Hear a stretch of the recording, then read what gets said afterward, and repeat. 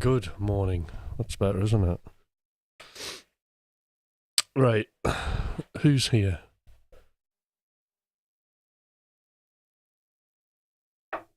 Got to say, it's freezing in the basement.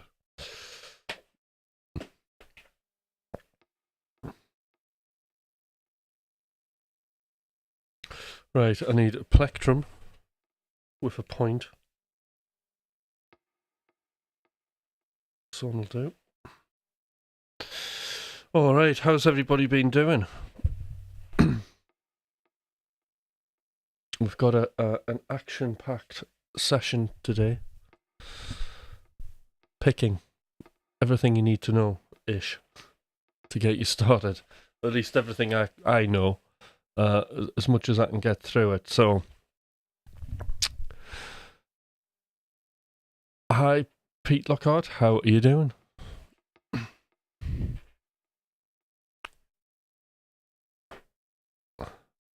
So we've got WC.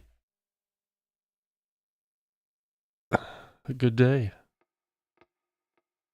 RRD. Good morning. Anybody who's just come on here who hasn't subscribed, please subscribe and give a like for the video if you like it. When you feel the buzz of, oh, I like this, just click that like. Hi Pete, good to see you on here. Zone 21, doing well. You're excited for this one, that's great. Me too. I'm really excited too. What a mission picking is. Honestly, what I've been through with my picking over the years is unbelievable. It's epic. It's like Lord of the Rings. And I'm still not there. I still haven't,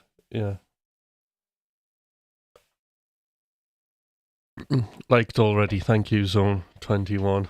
There you go. Model YouTube viewer there. Thanks for that.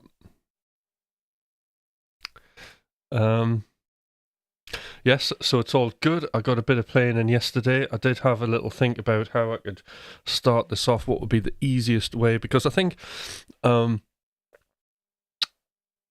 one thing, there's a couple of things with this whole pick slanting angle thing, is a confusion around it. I think it's quite confusing to learn and not that clear. So because everybody here is really keen to learn about picking and, get that knowledge, do ask questions. Now, I've got to say, there isn't anything as a stupid question, right? Even if it's like, do you use the point of the plectrum? People do use that. Some really good Nashville players I was watching an interview, can't remember the names, use that, and even had me experimenting with this side of the pick, the blunt side. Because the logic is you get more pick slide off the strings, and less depth, and they like the tone better. So, there's no daft question here, because it's all in the aim of one thing, and that is to get clarity. And I want everybody here to be walking away clear. Don't walk away from the live. We've got till exactly 7:30 and not be clear. Okay? The other thing to do apart from subscribe is there's a link to my Discord, and I would register in the Discord, because one thing, it's not the busiest Discord in the world, but sometimes I'll just say, I'm going to do this lesson on the live. Is there anything in relation to this you want me to cover? And it's a great way just to put something and I can check it and get some ideas what people are expecting before I come on here, and I'll certainly cover that, Communication is everything. Thank you, RRD. Thank you for subscribing. Yeah, and so it really means a lot, subscribing, people watching. I need to get my watch time up. I'm only actually about 75 hours away from completing the next goal, which is the 3,000 hours. So that's another thing. And then I get the perks and people can donate on this channel, which would be nice. Hi, Jeffrey Boyle. How are you doing? Great. So we've got a few on. So yes, to clear the confusion of pick slanting and then going into, you know, economy picking, will be another thing. And then I'll just check what it is I put down here. I'll just see if anybody.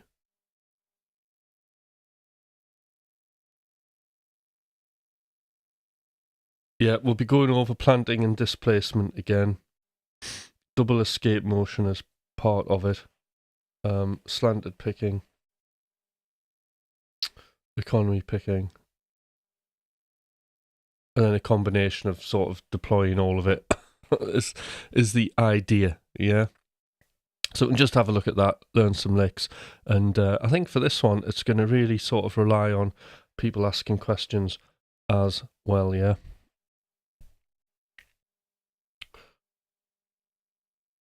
So just another thing to get started, if anybody would like to just share what they're practicing at the minute, and also what's their number one guitar problem. We like problems, I would say challenges, but problems are better, because we're not going to run away from problems. We're just going to, here's a problem, and we're gonna solve it. So just what you're working on, and what's your number one, if you can, what's your number one problem on guitar?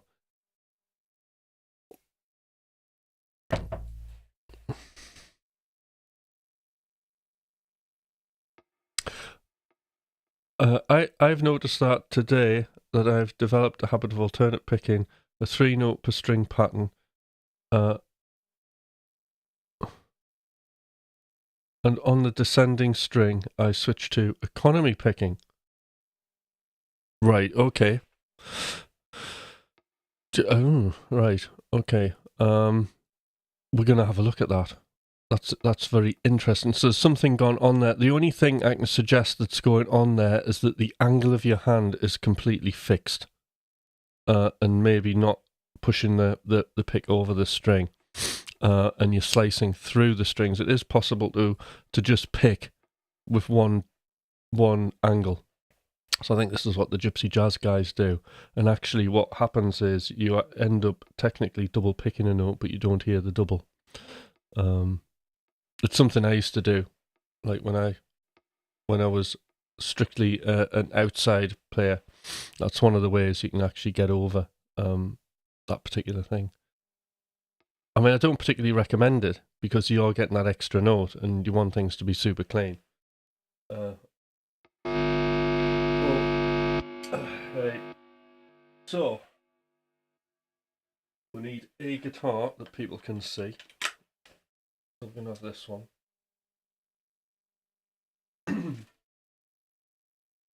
I'd use the blue one actually because it'd be probably better for the light. It's just too big to get in here.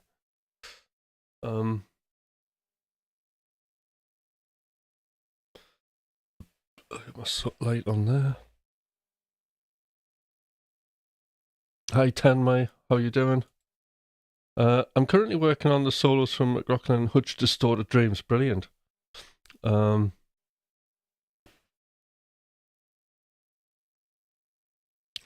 Excellent. So I think we could be ready to start. Here we go.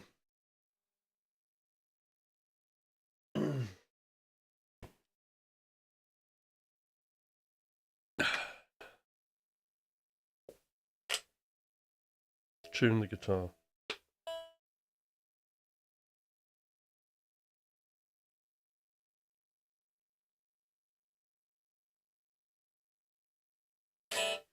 Close enough.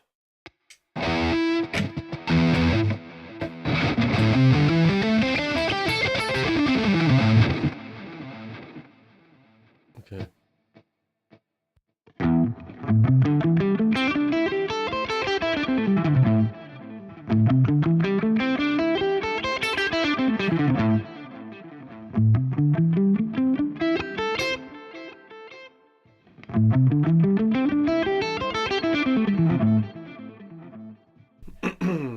Right, I'll tell you what we'll do. Knock some of the delay off this.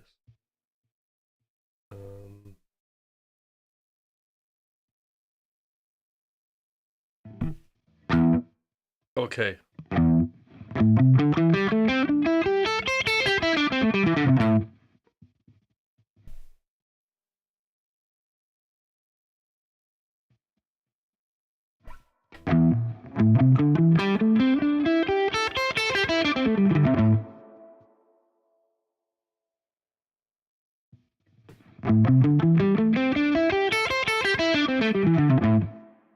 That's better, isn't it?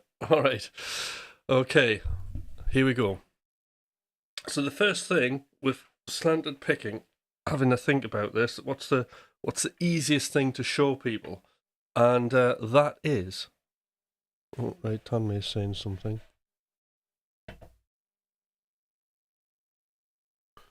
ROD. I've got down pickings landed... I've got downward picks landing down pretty well. It's upward, it's killing me. Right, we need both of them. I'm working on economy picking with H. Not sure what H is. With hybrid. With upstrokes. Right, okay. Right, so got a few things to clear up here. Right, okay. Excellent. So I'll zoom in, and this is what we're going to do. My hands are freezing, so I'm not warmed up, guys. But it doesn't matter. So we can clearly see here the angles. I'll just get my mic out of the way, because I'm going to have to angle myself around. I haven't got my footstool, unfortunately. But never mind, because I'll just change. The other thing I planned for was to change the zoom in for today. 2 seconds.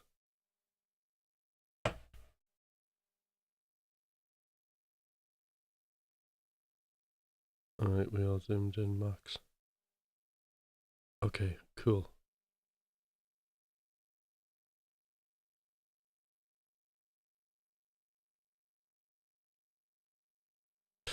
Alright.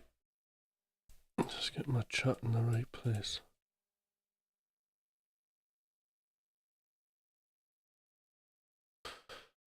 Right, here we go. So, to do this, what we need to do is we need to get... I'm going to keep bumping into this mic. I need to do the simplest thing. And the simplest thing to demonstrate what slanted picking is to use just a 2-note per string pentatonic scale. Okay?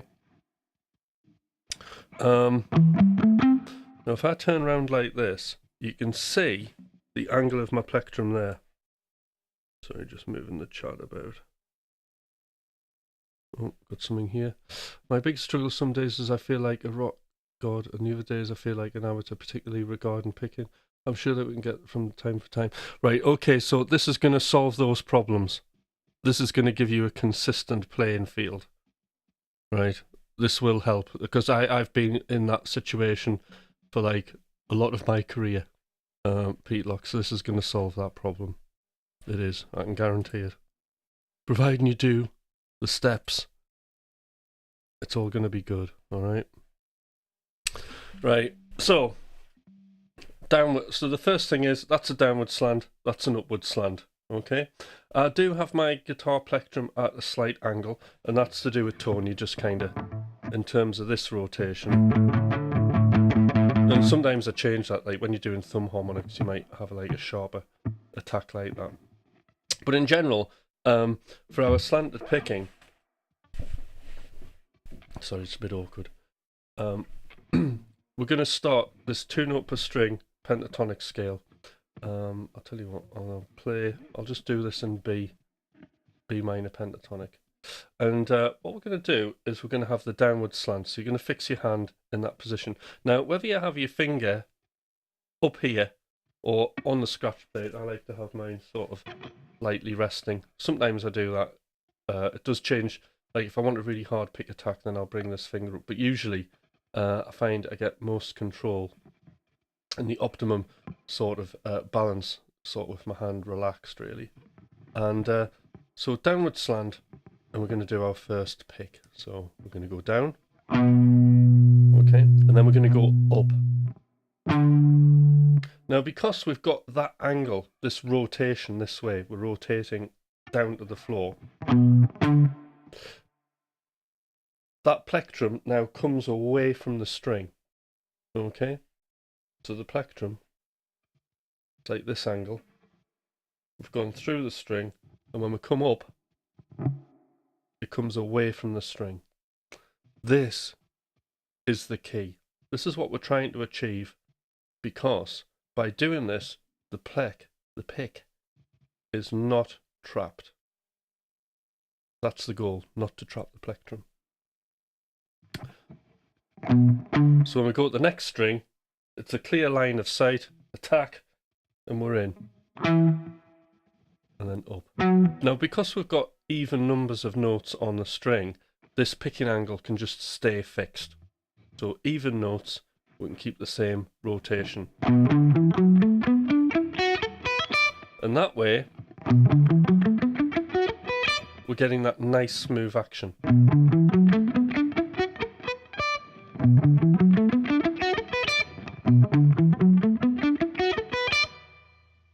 It's magic. Okay? So the problems happen when we have the wrong angle.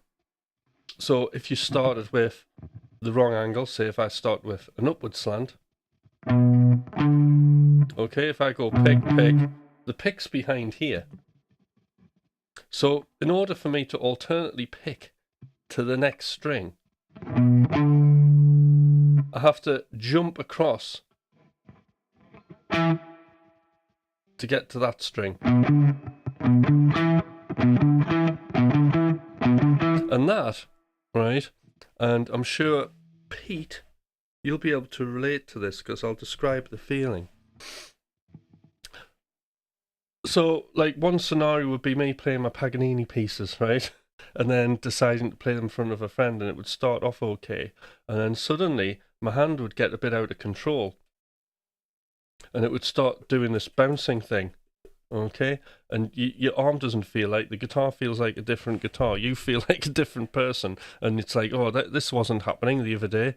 Why is this? And then you kind of have this horrible feeling of like, this is all going wrong. And then you just mess everything up and you can't pick a note. And it's just, the whole thing's just absolute carnage. It's like you've got no connection at all with the guitar. There's no firm connection. There's no kind of confidence in it. And this is why. It's because the pick rotations are completely wrong.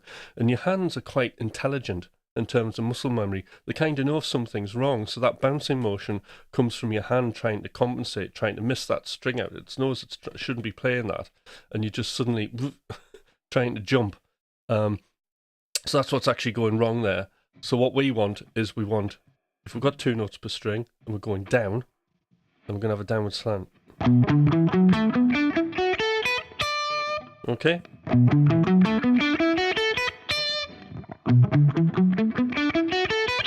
Now, one thing you can work on while we're here, and I'll cross this again, I'll reinforce this a little bit, is that we do need to think about planting and displacement.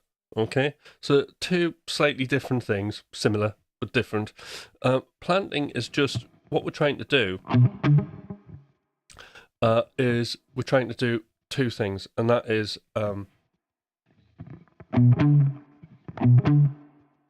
we're trying to limit the distance of the plectrum playing the strings.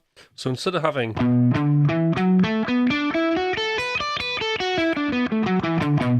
what I'm trying to do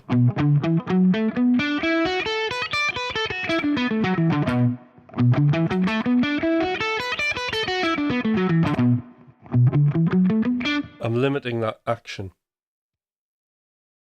And a way to doing that is also to use displacement.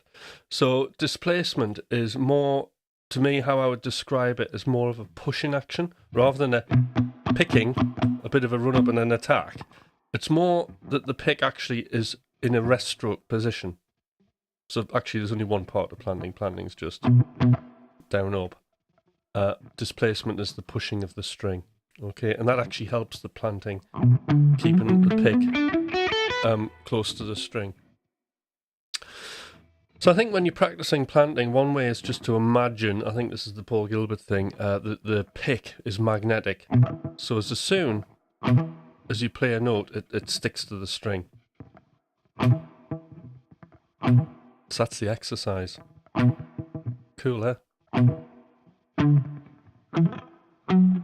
So to get your head round planting and displacement, we're pushing the pick through the string, and then we're quickly snapping it into a rest stroke.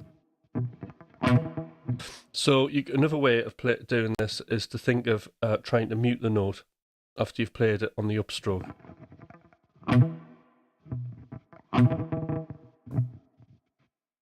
It's not meant to sound good, right? And that's another important thing about practice, right? You're not meant to be sounding like amazing.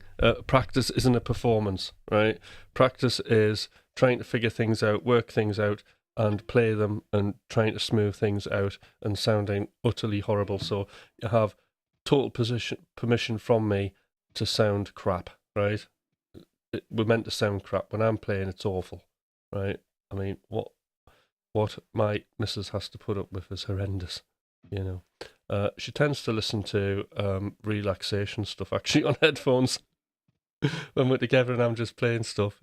Mindfulness, that's what she does, meditates, but she's like meditating for 3 hours a night. So she's very chilled out. So maybe that's one of the positive things about guitar practice.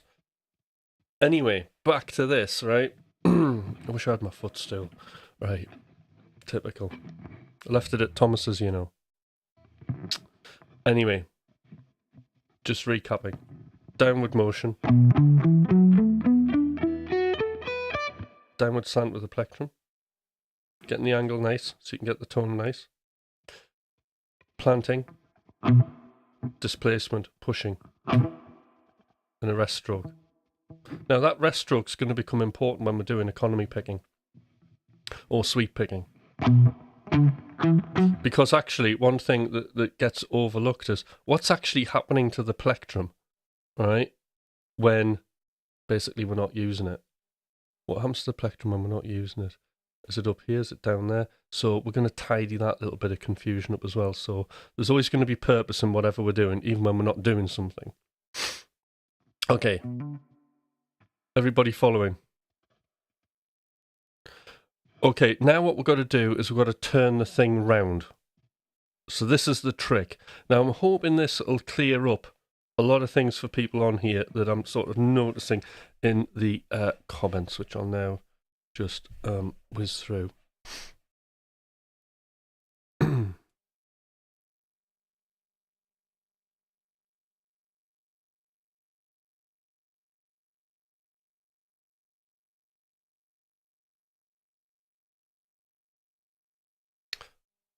Right, okay, Dunlop floor picks 1.5. What picks do you recommend? I recommend whatever you're comfortable with. I use 1mm. I used to use 2mm Dunlops, but it was trash in my hands over the years. It was just hurting my wrist because there's obviously no giving it. There's no suspension, so this has a little bit of flex, which I like, and it's also sounds good. There's plenty of bright attack out of it. And if you're doing funk stuff, it's you've got a little bit of flex as well. So it's just nice to play. It's a good all-round plectrum. The beveling on it's really good for the slip, and it's not as chirpy as like a big pick. So you get nice attack, but without it ee all the time. Amazing, thank you. How about hand anchoring? Okay. Do you keep it? No, I don't float. Exactly that issue. Brilliant. Okay, Tan mate. I noticed something I've been working on with Paul Gilbert stuff so much that when I ever play fast that it's only 2 notes per string, my hand automatically plays a triplet gallop kind of thing. Right, okay. Alright, we'll not worry about that just yet, because I think this is going to fix it, Tan mate. I think the solution is here. I think what might be happening there is you're playing really fast, up to speed, and you're getting a bit of, you're not synced up with what's actually there. Your hand sounds like it's playing 3 notes when it's meant to be playing 2 notes. Right, okay. So, okay, now we're going to turn round So we've got to come, what goes up, got to come back, hasn't it? And this is where we're going to put in the upward slant. Okay, so on the way down, then we have to rotate. Remember, the goal here is not to get trapped behind the string. Okay, that's what's important. Just tell me, I'll move about. If you can't see this, I will move about. So I'll just take you through what's actually happening there. So I'm going to go from the B string. So we've got a downward slant. And actually I start the rotation there in preparation. So as soon as I've played that B, the E string on the D note there, that rotation's happening.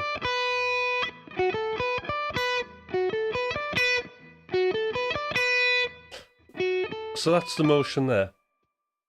We've gone into an upward slant now.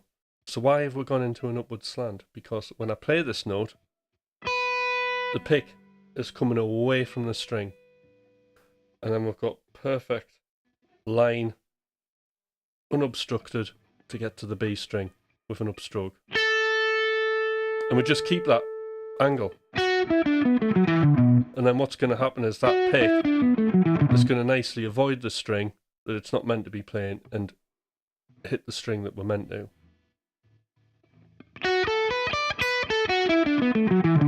And that's why my hand's smooth.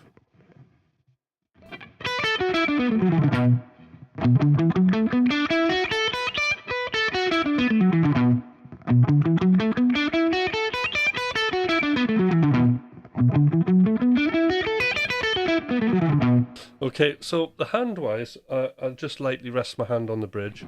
And the reason I do that is a lot of the times I'm lightly muting strings. So you can hear there the lower strings, I just give a little bit of light muting to. So sometimes I don't like the notes too hairy. I like just to give it a little bit of muting because I think it helps with the attack.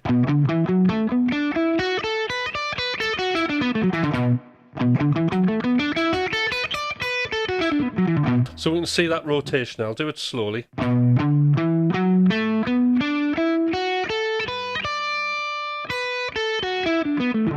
So you want to be fully rotated when you hit the B note.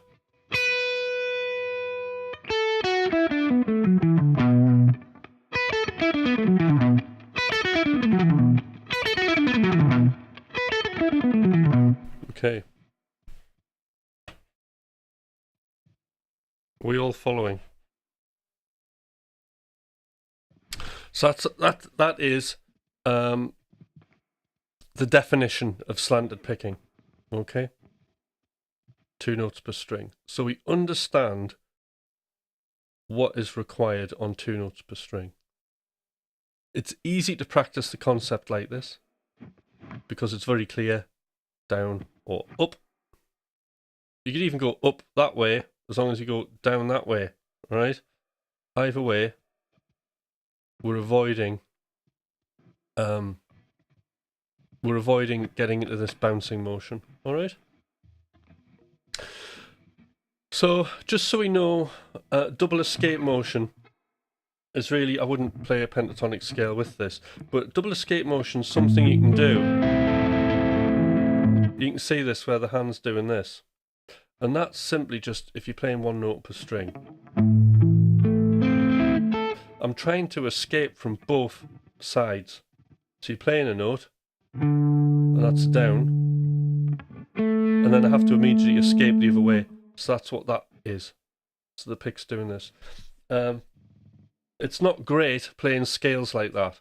So sometimes I would unwittingly do that, and then it would get mixed up with a slant, and then hand would bounce. So I had no real fixed concept of what the angles were or what they were for. I was just kind of doing stuff, and sometimes I might have my hand like this and things would work great one way, and other times wouldn't. Or I would have that, and I would feel that I could play it, but I didn't have any speed. So it's not as speed efficient, the double escape motion. But great for playing one note per string. Okay. Right, moving about. I'm assuming everybody's following that, okay? Now, what we need to do is we need to have a look at 3 notes per string, okay? Because this is going to be slightly more trickier. Now, this is going to solve the problem of, that awkward, why do guitar... I remember Thomas doing a video on it. Why do guitarists find downward runs 3 note per strings? It was years ago. Difficult to do, okay? And this is why, because you have to keep changing direction when you're playing 3 notes per string, ascending and just straight descending. So 3 notes per string, we're going to start with a downward slant, but you could start with an upward slant if you wanted. We're going to start with a downward, because we're starting on a down pick, okay? And this is what's going to happen. So I start with that angle, and I rotate out of it.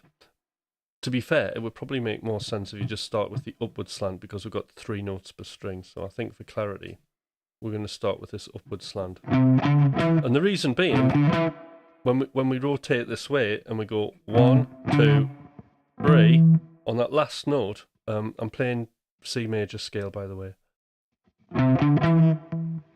I'll just show you, so everybody knows this, don't they?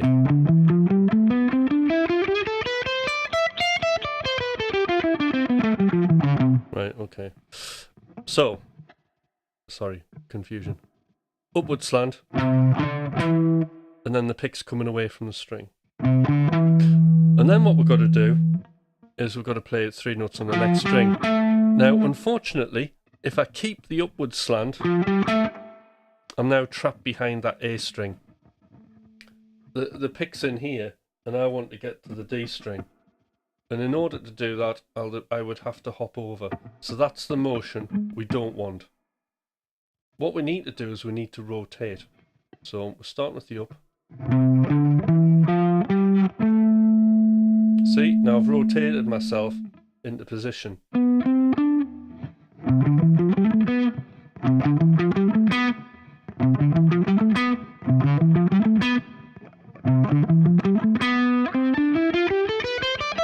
And then you continue that, and we'll just go through it in minute detail in a minute, because I need to have a quick coffee. 2 seconds. It's a mission, isn't it? But I'm determined to clear everything up for everybody who's on here.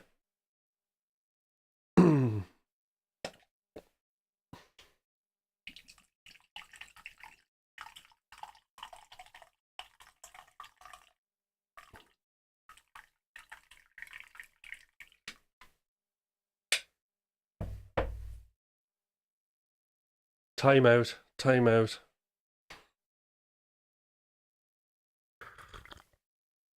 He was super focused on the lesson. Oh, I'm sorry, I've disturbed your focus, Stanley. I'm disrupting. Bad teacher. Oh, I'm disrupting all my learners. Right. I only wanted 1 sip of a coffee. That was it. Right. What you got to remember is, I was still in bed at 20 to 6. It's like the army, my life, isn't it? It's like, when they get up and immediately go for a run. Except instead of going for a run, I have to do a live stream, play guitar, and do something really challenging. Right, okay. Here we go. So, C major scale, 3 notes per string.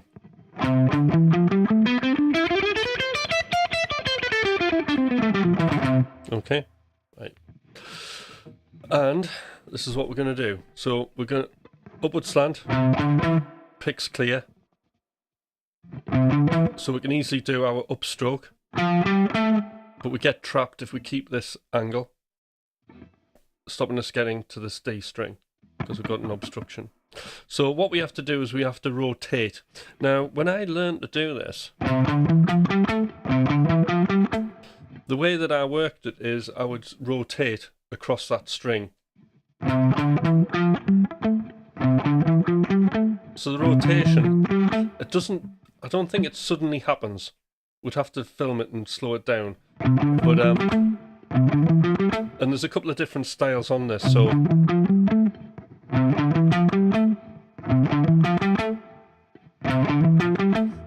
I know Thomas has described it as a whipping motion, which would suggest that when he's turning round, he's doing it at the last minute. And that might be because he's playing less notes on a string at that point, because you wouldn't have any choice if you just had a 1 note or a 2 note. That rotation at speed is going to have to happen really quick. And actually, when you watch, it's really good seeing his rotations when he does. If you watch him on lives doing descending pentatonic scales, you can see that he's rotating quite aggressively to do stuff. So with me, 3 notes per string, I'm gradually rotating. And now, on this upstroke, I'm in the perfect position now, aren't I? Because that pick isn't going to get trapped. It's away from the string. And then we start again. So now we're on a downstroke, and we have to rotate. Rotate. So I'll do this really slowly. And that's how you're keeping the smooth hand alternate picking.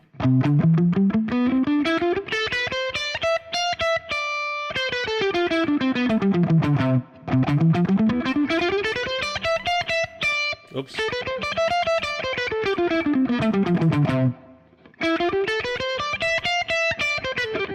Oops, get myself tied up. Okay, there we go.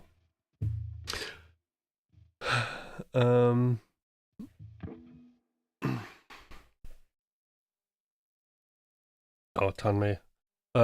We appreciate you, man. You are giving a super valuable lesson. Thank you. When would be the most economical time? Interesting. Right. Yes. Oh, do like and subscribe. That's really interesting because I would imagine for me the rotation's happening as a constant thing.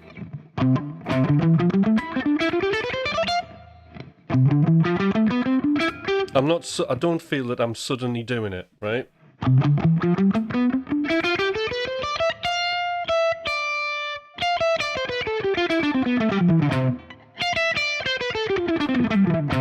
So we need to rotate round anyway. So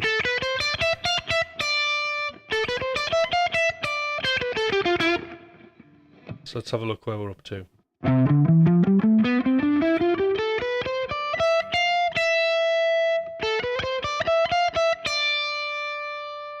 So when we rotate round, we've got to rotate back. And whatever we do, we've got to make sure that when we come down, if we're starting on a downstroke, that it's an upward slant.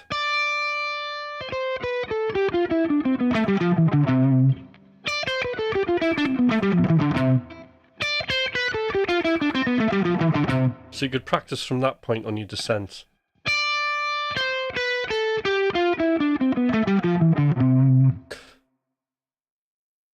Now, everybody, is this clear? Because sometimes I feel like I'm losing my way.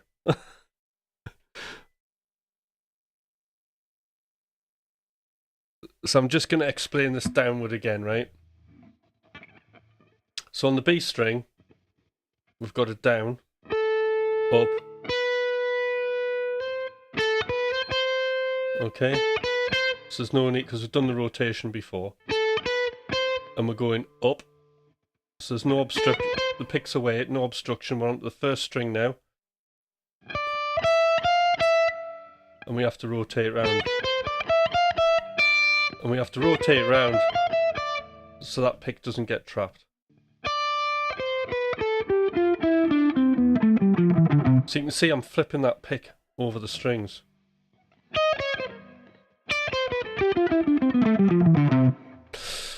Right, pick slant. Yeah. So, hi, Bizo. I hope that's how you pronounce it. I have dyslexia, seriously. So I sometimes get people's names pronounced. So I hope I don't upset anybody. Commercial break. So anybody who's new here, please subscribe and give the channel a thumbs up. Okay. So the whole point of like the lessons, right, is it's a one-stop shop where I just give everybody my research into a particular thing and deliver it as a lesson. Stuff that works for me that you can see happening on lives when I'm playing with Thomas, when I'm shredding on this channel. This is the stuff that I use that seems to work. Okay. The idea is, hopefully, if I do this a good enough job, you won't have to go searching everything on YouTube. You'll be able to just come here and all the information will be on this live. But I do require people to watch it and subscribe and do thumbs up. And that is it. It's all free.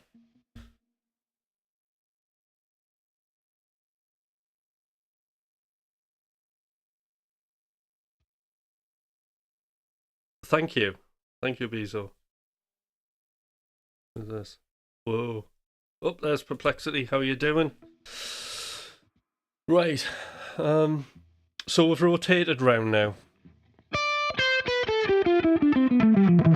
Okay, so the next possible question could be, right, okay, so that when you're practicing this, you're practicing it slow, and you are exaggerating. The way I did it is I had to exaggerate the motion to understand it, to really see.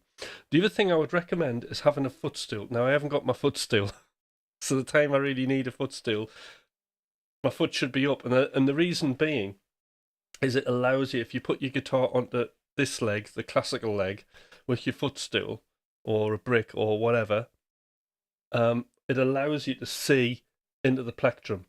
Now, and I do this, right? But like when I teach people stuff about this hand, and it happens all the time, they look at this hand, or they look up here, or they're thinking, or they're doing something else. You're meant to look at the plectrum. When you look into the plectrum, and I know this is a really obvious thing, but honestly, time and time again, it happens. You need to put the guitar on this leg, and then you've got a clear line of sight into that plectrum. Okay? And then what we're doing is we are practicing the rotation slowly. So we're just walking through it.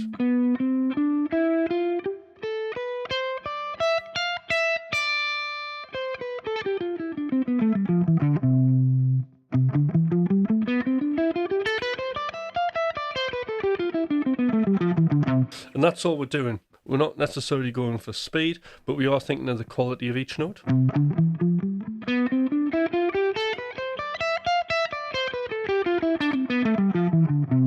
Okay.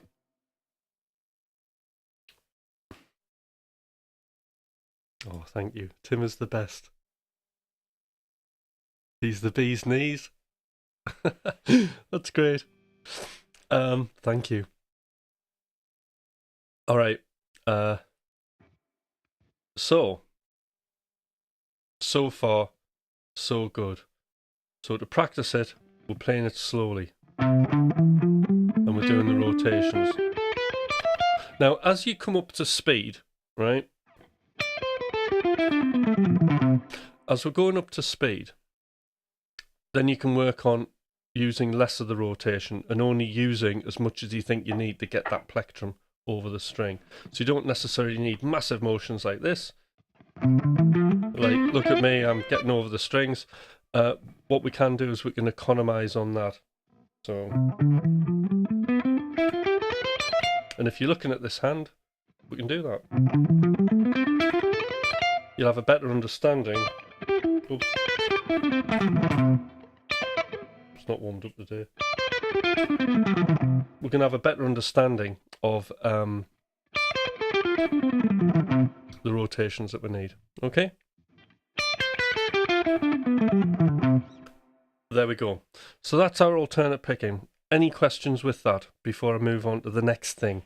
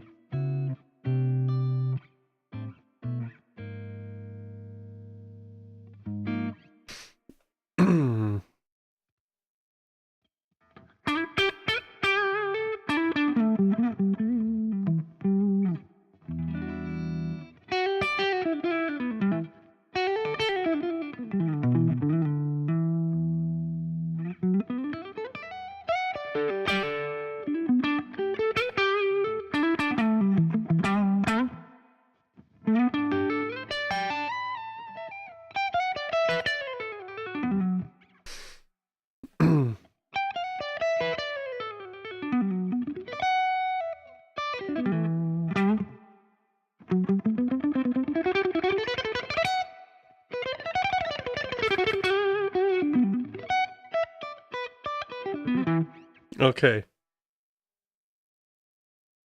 The piezo, 100%. Excellent. Now,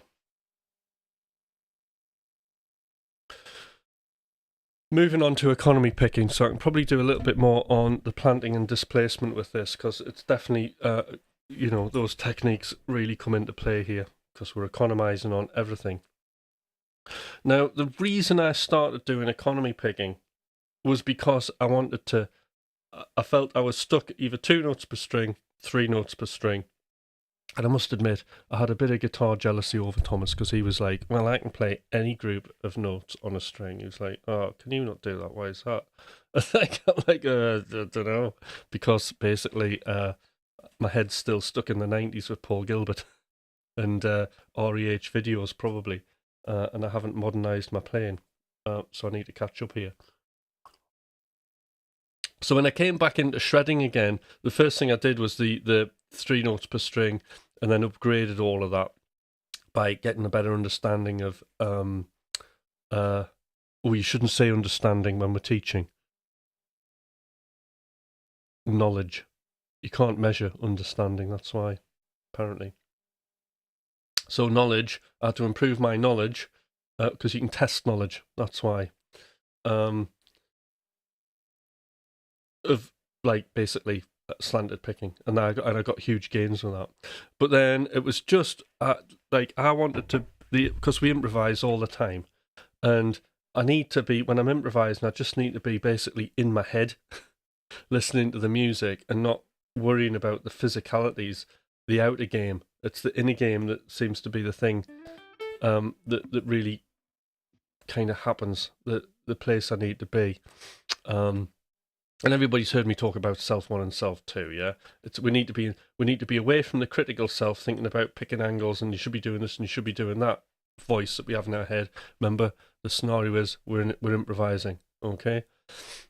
And self 1's this ego thing, so you might have things like, now your brain will start telling you, now start playing that lick that you've spent like 2 months practicing, and then you play it and it just doesn't fit at all with the music and you mess it up. That's self 1. Self 2 is the performance self. So there's no past, there's no future, there's no narrative going on. You're just very much in the music. You are the music. You're completely embodied, and that's where I want to be. And one of the obstructions of being embodied in the music is actually then thinking about your technique and planning it out and rehearsing it. Because as you're planning in your head, oh, I'm going to start with this one. Oh, it's a tricky lick. We better start there. You're not listening to the music. The music's going by, and you're listening to this voice in your head, okay? This thought that's telling you what to do, but the time's passed, you know? So we have to be thoughtless. It's like mindfulness improvisation. It's like you just have a blank head, and you're tapping into the subconscious, which is trained with all the picking angles and modes and harmony and all these things. And you are just being. I know it sounds really woo, with the music. That's the optimum place that we want to be. And that's why improvisation is such a great thing, and I love it. And it's such a shame that I know, because we keep talking about it, the younger generation don't do it. They're planning these amazing like stunt Instagram videos where it's like just an amazing 10-15 seconds that they've ever played in their life every day, you're kind of missing out on one fundamental thing if you're just doing that, and that is music is a language. And when we're talking, and when I'm talking to you, I'm not totally aware and planning every single sentence. It just comes out, doesn't it? It's coming from the subconscious. So I want to treat music as a form of communication, and we don't want any barriers in the way of that communication, which is why we're doing things like technique today. Right, okay, so economy picking, here we go. Now, whatever I don't get done, we can recap tomorrow on the next live, but I think we're going to get everything done, so. Right. So I didn't want to be too thinky about my alternate picking, playing difficult things and hard things, so I switched to economy picking. And the reason being is I don't have to think about the rotations as much, all right? It's less. But what I do is I combine economy picking with alternate picking. So this is what we've got. So for this, I'm just starting with a downward slant. And the reason being is I don't need to rotate. I'm not bothered about being trapped because I'm just going to go to the next string with two downs. So in other words, we're going to do this. We're going to go down, up, down, down. So because I'm not going to rotate the other way, no problem. I can just go straight that string. Because we're actually playing two notes with one swipe. How easy is that?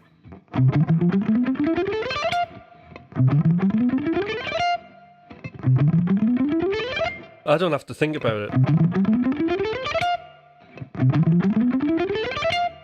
All right, so this is why I did it. I don't like. I can have a nice time now. Now you can see some angles there, so you're not completely getting rid of angles, but we're doing less of them, and there's less movement, so less room for accidents to happen.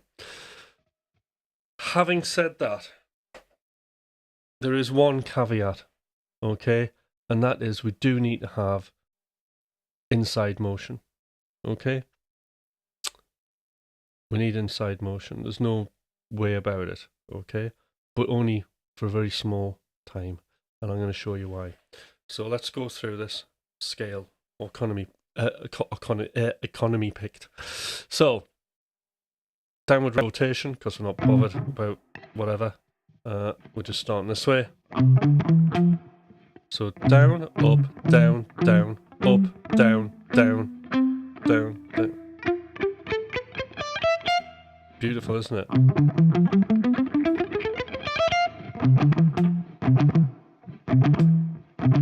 Now, this is part of the planting and displacement.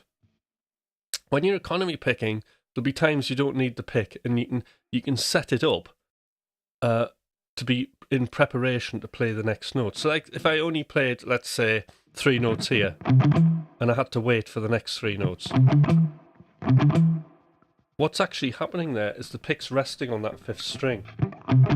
So the pick's always got something to do, and it's there prepared to play the next strings. Brilliant. It's absolutely, like, honestly, economy picking is just what, like, alternate picking almost seems like an accident that we shouldn't be doing, right? So, and then basically I'm waiting, the note's prepared.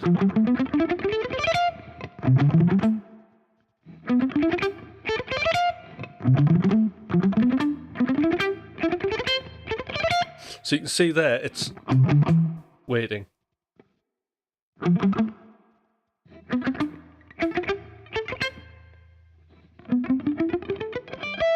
All right.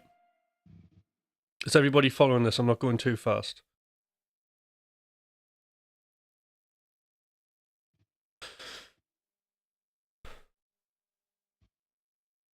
Yeah, Paul Gilbert was a massive influence when I was a kid. Now we're talking amazing live, Tim, as always. Thank you. I like that. Hello. Hi, how you doing? perplexed. Following, brilliant. Right, those of you who are on here who are, I've got 16 likes, do like some more. Make sure you subscribe to the channel if you're not in here, and make sure you give a thumbs up. So that would be great. If I can see the thumbs up going up, that would be brilliant. Keeps me motivated. All right. So that's our rest stroke, our displacement. So this is the thing, we're going to have to now rotate round, okay? So we're going to rotate round. Here we go. Hi Chris Holland, how you doing?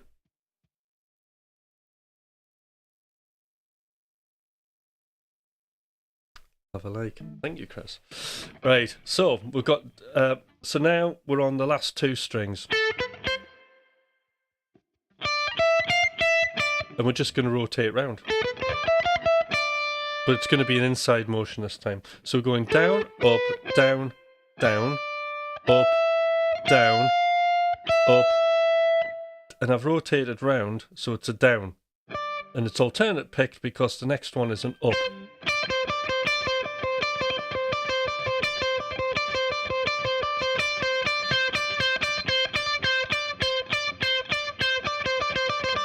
And that's a great little exercise there just to practice that motion.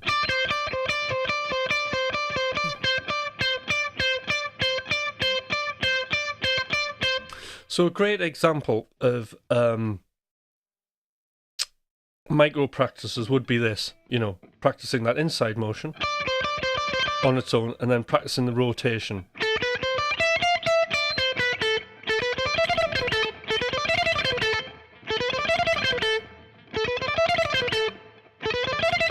And you can see that you can hardly see the rotation when it's up to speed.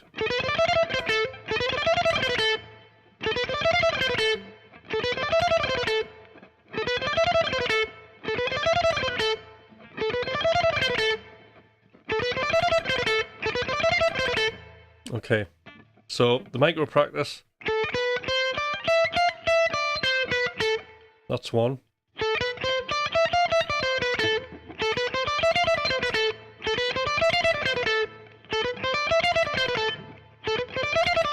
And you can experiment with how much rotation you put on there. I know Frank Gambale talked about the angles and the inside motion. When that happens, it's like riding a bike and going around corners, how you lean to compensate for your weight. Very similar thing.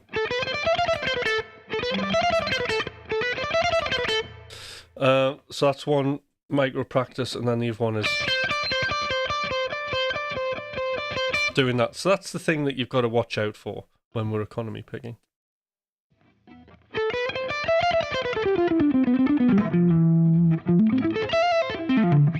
Okay.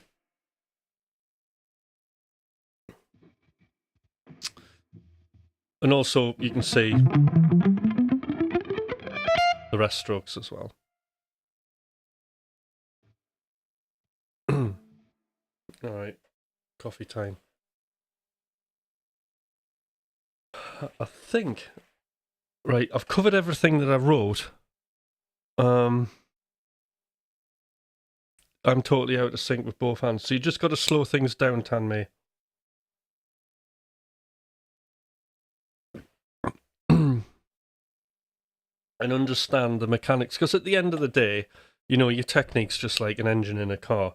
It's just, you know, if it was a car, your pistons are misfiring and not doing whatever and not transferring decent enough power to the wheels, you know.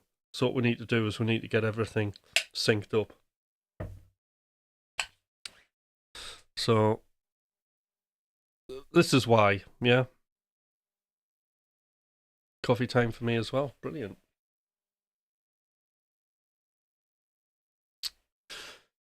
So, like something, a little lick that I do. I'm not really warmed up for it, but I'll take you through it. A little lick that I'll do is, wish I had my stool, honestly, I'm like on tiptoes here like a ballerina. A little descending thing could be, So this is like where you're using economy picking just for a short while, and then there's alternate picking. Now what's happening there is this. So it's a E minor blues scale, and we're starting on the 10th fret. So we've got the little chromatic E flat 5 bit here. So we've got the 4th, flat 5, 5th. Got our D note there, 7th, root, 3rd. And what I'm doing is I'm economy picking that. So if you notice, I've got the downward rotation. We're going down, up, down, down, up, down. And then I'm rotating around. You could even put a little sequence if you wanted. So that's the first bit. And I'm rotating around because now I'm going to go 2 notes per string, and I'm perfectly now coming out of that with the economy picking, ready to do 2 notes per string. And this is the reason the angle's more aggressive is because we've got less notes on the string.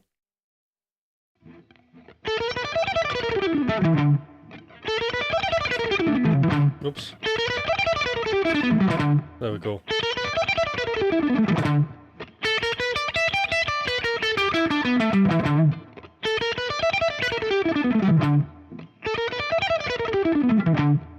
Okay, we're in there. So that's one thing you can do, which I really like to play once I'm synchronized up. It's a good lick to sort of synchronize your hands.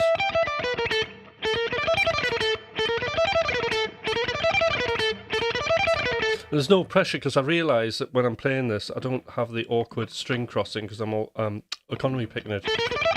So it's great for your confidence. Okay. And then you've just got the alternate picking down run. So I'll just play it slowly.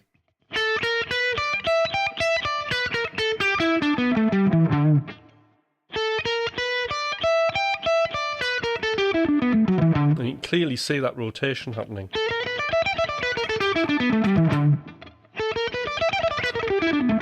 Okay, so we go.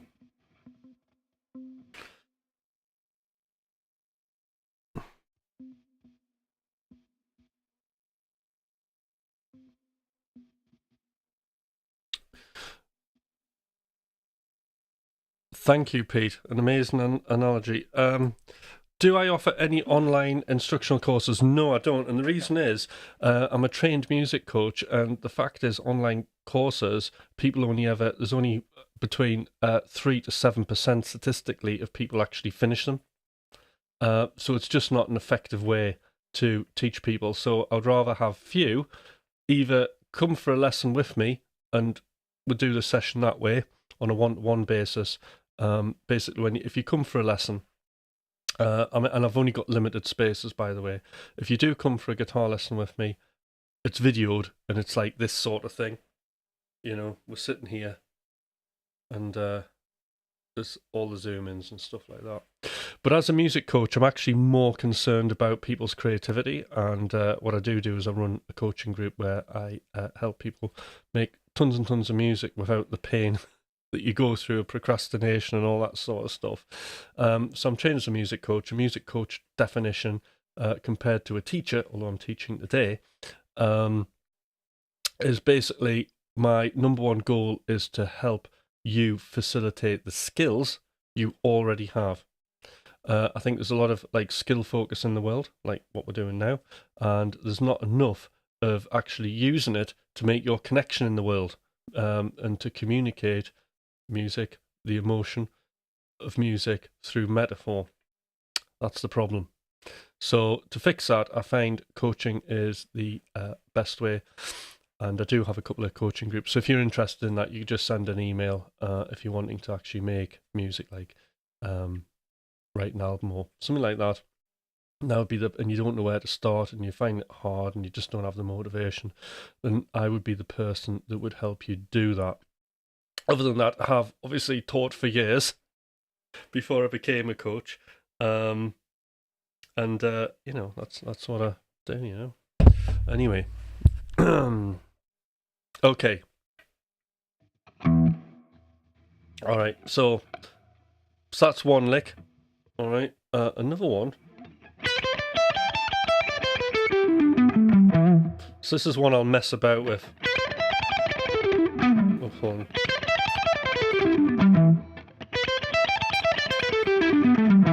So this is a cool one. Right, what we're going to have... I wish I had my stool. Is this little pattern. So we're in E minor, and we're just going up. 1, 2, 4. Downward slant. So we're going 1, 2, 4. 1, 3, 4. I'm doing like a little pentatonic thing. Rotating. And then we've only got 2 notes per string. So that's an upward slant. All upward slant. So because we're economy picking, we can do all these weird numbers of notes just in one rotation.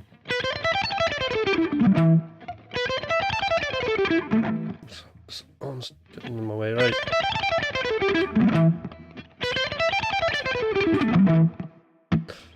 And there we go.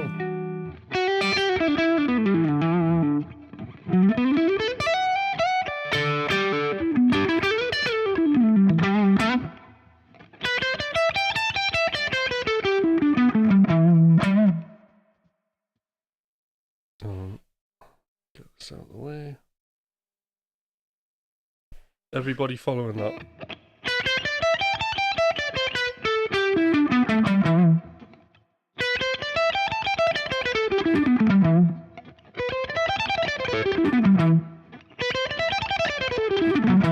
So the other thing is you want to make sure that your hand is relaxed, both your hands. And I mean, I have a loose grip on this plectrum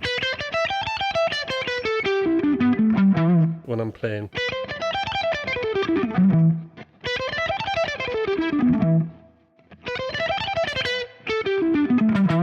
Just really hard getting to those lower strings when I haven't got my foot still. There we go.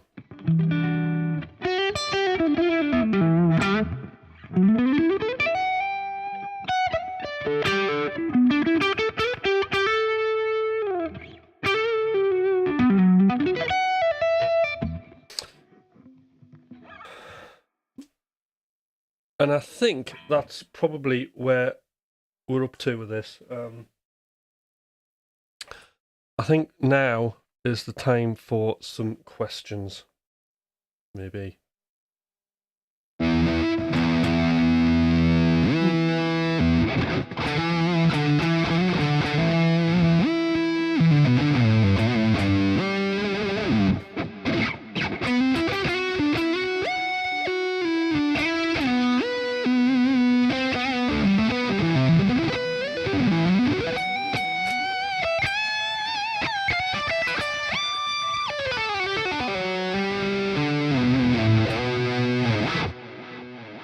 Cool, eh?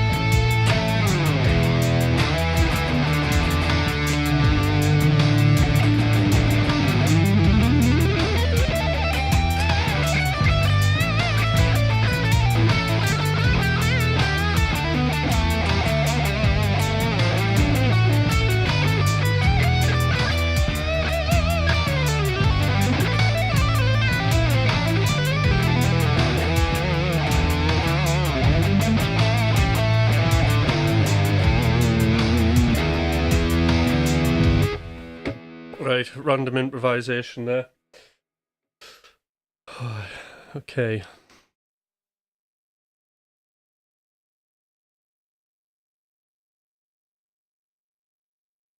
So I cleared the email, Doretio, the email, if you're interested in coaching, one-to-one coaching and guitar lessons, the email is in the about and on the description. So do get in touch. I do lots of classical patterns. Does economy serve a function for that? Of course it does. Like, it's just the vehicle of how you get about. It doesn't matter what you're playing. It's not... Economy picking isn't specific to a genre. Oh, let's see if we get back. It's just a method of operation. That's all it is. That's all we're doing. And it allows you to play more complicated groups of notes. You know, like...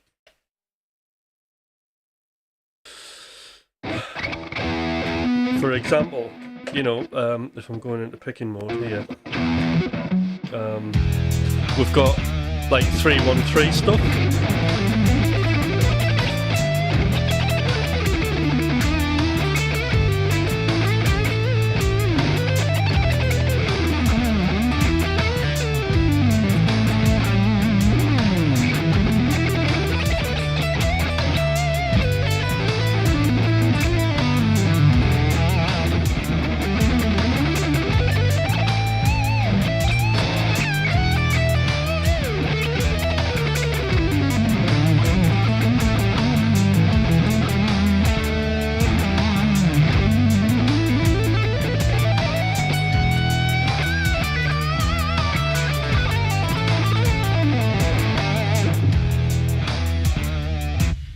So you can see there.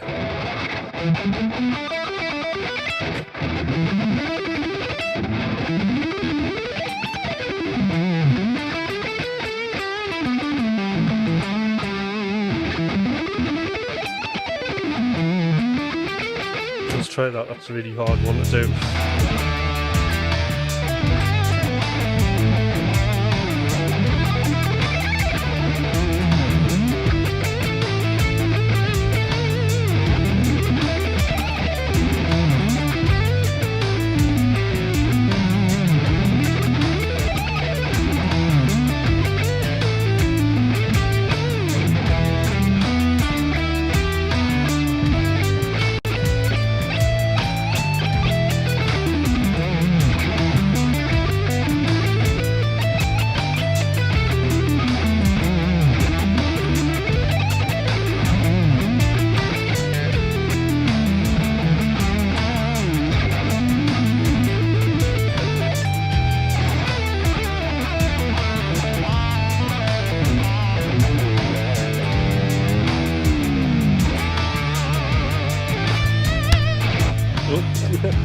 Keep hitting my microphone and then getting a shock.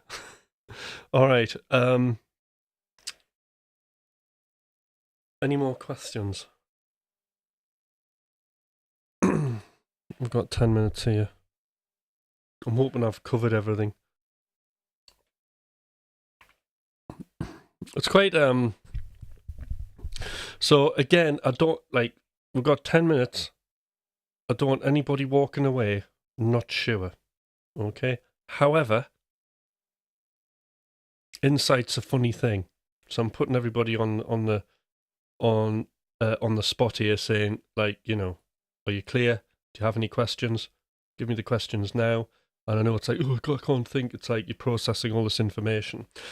So what might happen, as I understand this, when you leave this stream, it'll be like, oh, why didn't I ask Hutch that? Don't worry about it. You can ask me tomorrow or at any point, okay? Best when it's fresh in my mind, though. I'll be on tomorrow on a live, same time as usual. So any questions you have about today, and it's like, write them down, because insight's a funny thing. There's no such thing as a stupid question. Anything daft that's ever happened in music and guitar, I can guarantee I've done it and invested loads of time into it and failed. but it's part of the necessary process of trying to create knowledge for yourself. Not understanding knowledge. Knowledge is measurable. No, it's not a stupid question. I haven't even read the rest of this, Tanmay. What do you think's a good picking grip? First finger and thumb.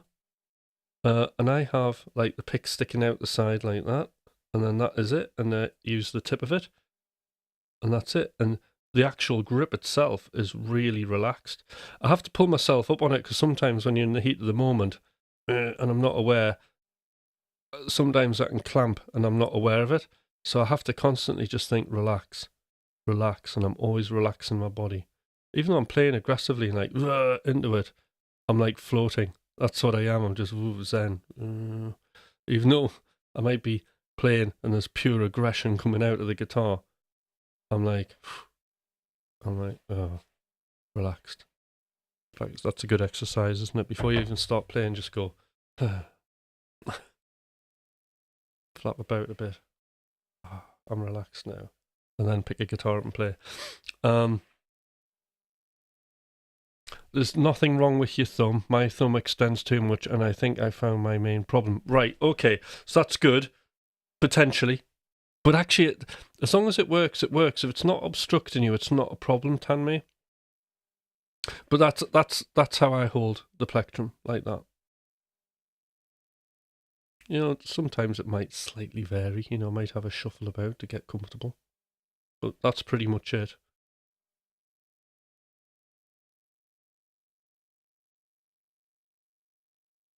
Oh, right. Can you suggest a mode for me to practice that I can help a beginner like me learn economy picking? Yeah. So first thing, when we're thinking about a modes, don't think of modes as necessarily, 7 separate scales. Basically, if you learn the major scale across the entire fretboard, all right, in 12 different keys, you know all your modes, right, in every key.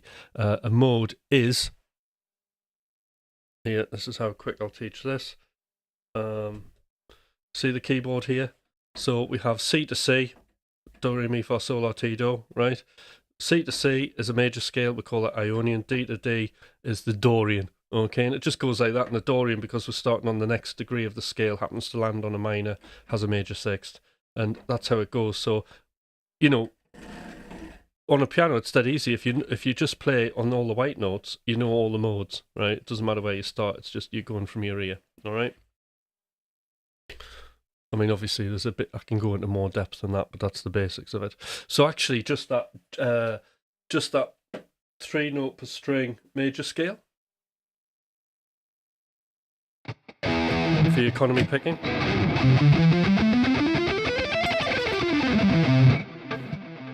So we're just doing. So what I'm doing here is I'm going, starting on the 8th fret, and we're going 1, 2, 4. 1, 2, 4, and that's what I call wide. So it's like major. And then we've got 1, 2, 4, 1, 2, 4 coming into the 9th fret. And then on the 10th fret, we've got 1, 3, 4, 1, 3, 4. So that's all we're doing.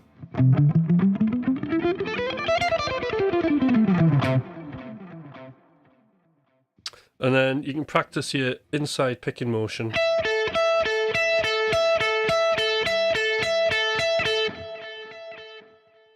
So what we're doing there,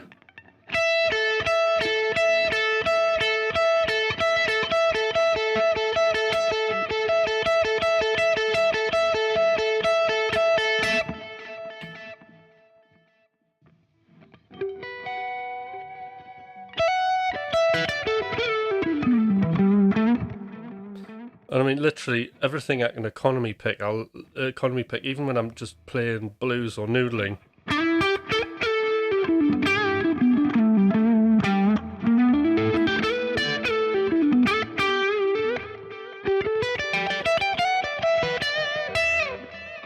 And I'll do a combination of hybrid picking, but it's just to change the texture.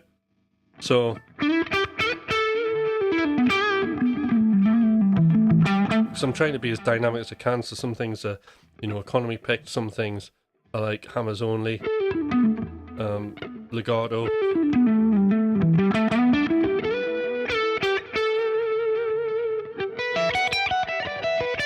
It's just really whatever I think the dynamics should be at the time.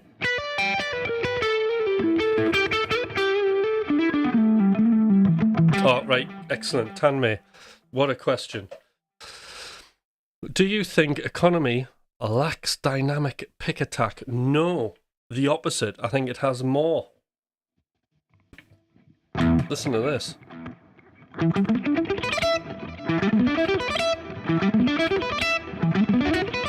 I mean, how hard am I hitting the strings there? Quiet.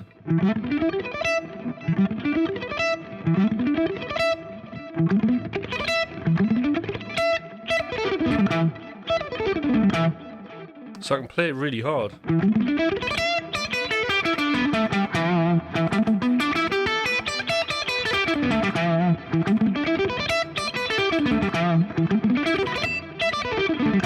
And really quiet.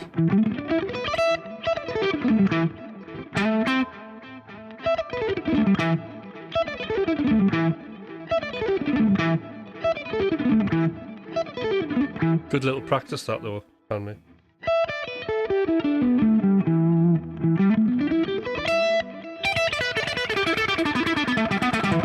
I mean, that's like over the top, like picking hard.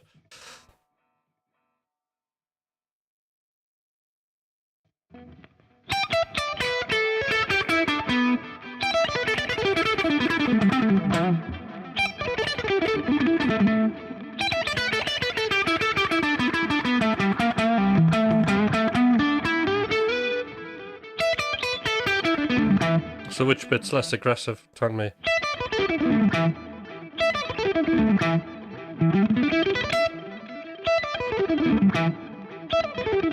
I mean, part of it's I'm not warmed up.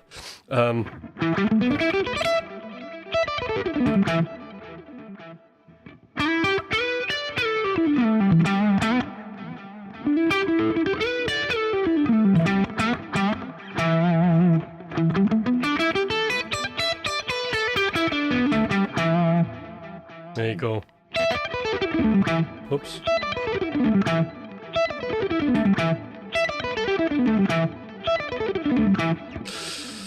Right. You say I've started practicing. Thank you, Tanmay. It's getting there, so I mean it takes I mean I'm teaching now, so I need to warm up a bit, really. I'm just like crashing in there.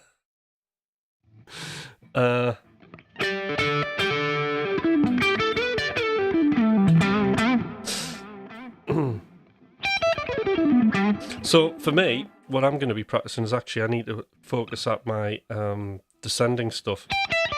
There we go. Because like one thing I fall foul of with economy picking, because you can play at any speed, you get to the point where your picking's actually faster than your left hand. And you can just go out of synchronization at a certain speed. So you just have to keep it, you know, within the range.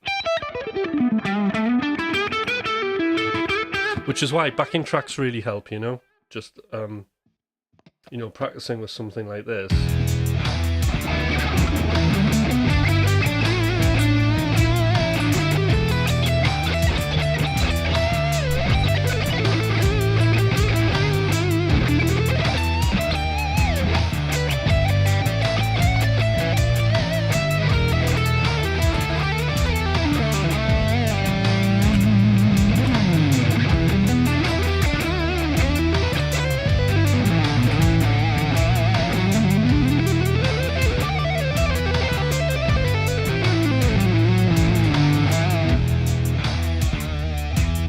You just practice your timing and stuff with the technique. But more on that on another video, I think. So I have actually come up to time now. So thanks everybody for watching. Oh, there we go. I'm a pianist first, and now I'm working on mastering electric guitar. This instrument is a very different creature. It is. Brilliant, Perplexity. Very happy that you're learning guitar. Today's lesson was really insightful, brilliant. I Have a great rest of the day. Thank you, Tanmay, and thank you everybody for watching. I now have to go for my morning walk, which is part of my habit because the trigger is I get up, and then the closing part of doing this routine is my treat is to go look at the swans and the ducks on the lake in the park and contemplate my next live. So again, any sort of like when insight kicks in, when you can't think of a question now, which is too late anyway because I'm going, tomorrow all can be answered. I'll be asking again, was there any questions from the live yesterday? Thank you, everybody. Thank you, Perplexity. Be well, everybody. Later, everyone. Great session. And we're off. I'm now heading off. All right. Bye.